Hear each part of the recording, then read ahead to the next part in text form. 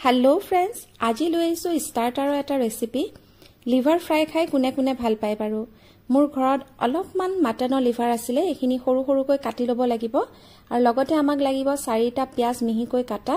আৰু অলপমান সৰহকে আলু লৈ লৈছো সৰুকে কাটি লৈছো লগত আছে আদা নহৰু আৰু এইফালে মই মছলা হিচাপে ব্যৱহাৰ কৰিম MDHৰ মিট মছলা ইয়াৰ গোন্ধটো বিৰাট বেছি ভাল যিসকলে ব্যৱহাৰ কৰিছে নিশ্চয় গম পাইছে আৰু যিসকলে কৰা নাই কৰি চাব পাৰে এটা কেৰাহীখন গৰম হোৱাৰ লগে লগে ইয়াত আমি আন্দাজ অনুযায়ী যিমানখিনি লিভাৰ থাকে সেইটো আন্দাজতে আমি অলপমান মিঠাতেল দিব লাগিব এইখিনি গৰম হোৱাৰ লগে লগে কাটি থোৱা পিয়াজখিনি ইয়াতে ফ্ৰাই কৰিম আৰু পিয়াজখিনি দিয়াৰ পিছতে অকনমান লৰাই পেলাই তাতে আমি দি দিব লাগিব আদা 1 চামুচ আৰু লগত নহৰু 1 চামুচ এইখিনিও অকনমান ফ্ৰাই হ'বলৈ দিব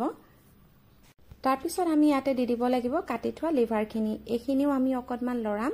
আৰু যেতিয়া লিভাৰৰ কালাৰটো অলপমান চেঞ্জ হ'ব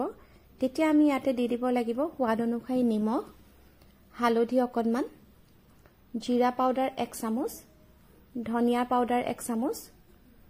আৰু মিট মছলা 1 চামুচ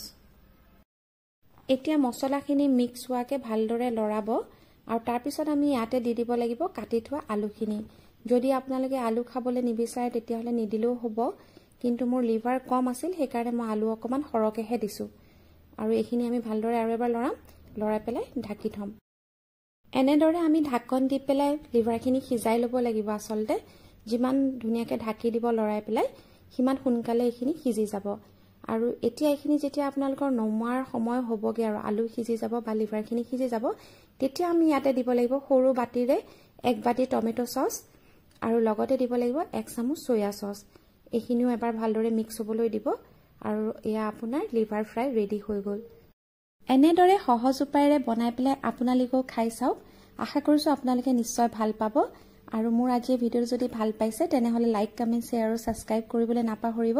অতি সোনকালে আন এটা ভিডিঅৰ লগত আকৌ লগ পাম বুলি আশা ৰাখিছো ধন্যবাদ